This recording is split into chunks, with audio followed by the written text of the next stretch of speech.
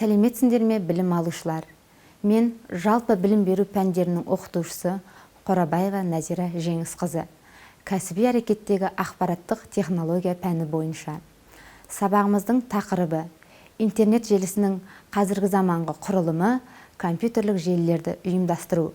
Сабағымыздың мақсаты студенттер компьютерлік желі, топология, кабельдер туралы түсінікке ие болып, компьютерлік желілердің міндеттері туралы біледі. Компьютерлік желі дегеніміз ресурстарды тиімді пайдалану мақсатында бір-бірімен біріктірілген компьютерлер тізбегі. Компьютерлік желілер ауқымды желі, жергілікті желі және интернет желісі болып бөлінеді.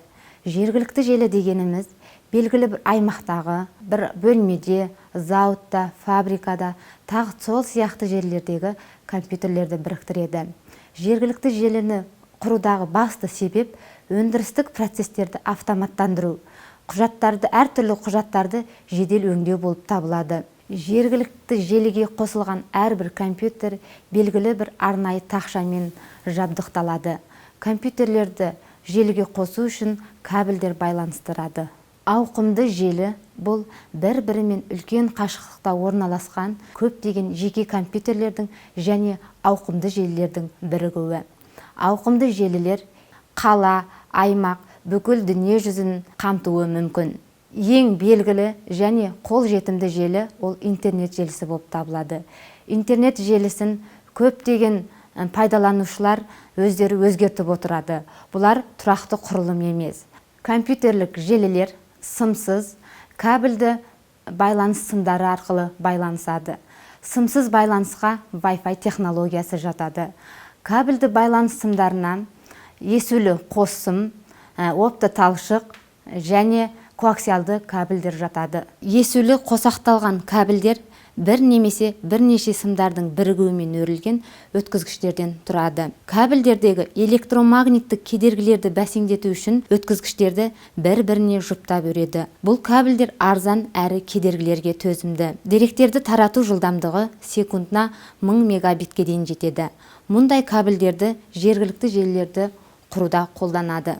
Коаксиалды кабельдер жергілікті желілерде қолданылатын кабельдің бір түрі. Оның тұрпаты бір-біріне кигізілген цилиндрге ұқсайды. Ол мыстан жасалған екі өткізгіштен тұрады. Кабельдің бұл түрі есулі қосақталған кабельдерге қарағанда әртүрлі кедергіге төзімді. Деректерді тарату жылдамдығы секундына 50-ден 100 мегабитке дейін жетеді. Байланысқа қабілетті, ұзындығы бірнеше километрге дейін жетеді. Оптикалық өткізгіштер қымбатырақ. Оларды шыны талшықты кабельдер деп те атайды. Олар арқылы мәліметтерді тарату жылдамдығы секундына бірнеше гигабайтқа жетеді.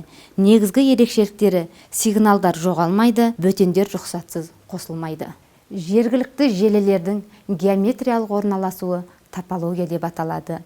Топологиялар шина тәріздес топология, сақина тәріздес топология және жұлдызша тәріздес топология болып үшке бөлінеді.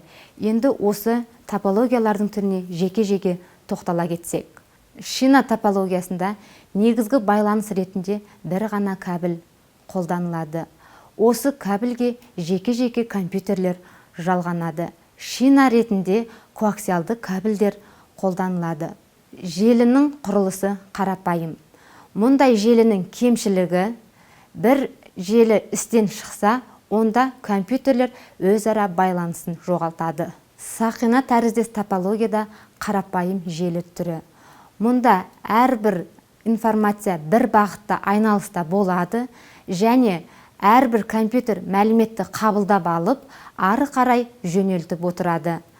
Мұндағы кемшілік бір байланыс істен шықса, онда желі толықтай істен шығады.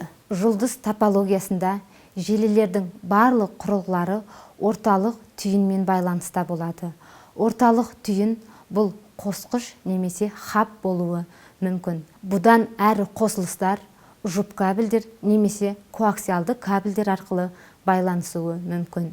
Жұлдыздар топологиясының басты артықшылығы ақауларды жою оңай болады. Бұл жерде бір құрылғы істен шықса, онда ол басқа құрылғылардың жұмысына әсер тигізбейді. Кемшілігі: егер орталық құрылғы істен шықса, онда бүкіл компьютер істен шығады. Желінің өнімділігі бұл орталық түйінге байланысты. Алайда тұтастай алғанда бұл топологияны орнату және басқару оңай.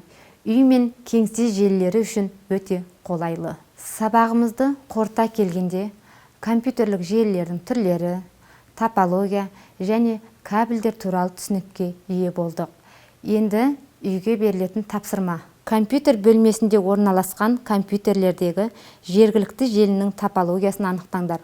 Оның сызбасын дәптерге түсіріп келіңдер. Осымен сабағымыз аяқталды. Сау болыңдар.